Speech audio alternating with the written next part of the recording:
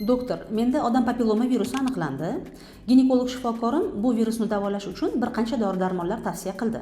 Agar bu virusni davolamasam, bachadon bo'yinchasida rak kelib chiqishini aytdi. Bu to'g'rimi?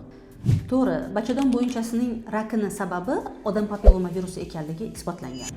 Lekin bu virusni hozirgi tibbiyotda davolaydigan isbotlangan usul o'ylab topilmagan.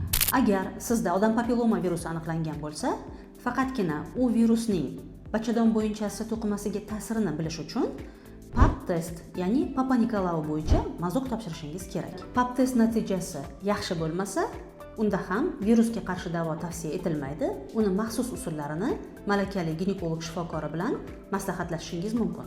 Aziz opa-singillar, odam papilloma virusini bor-yo'qligini aniqlash uchun jinsiy hayot bilan yashab yurgan har bitta ayol oddiy mazok analizini, ya'ni odam papilloma virusining onkogen turlariga analiz topshirib bilishi mumkin.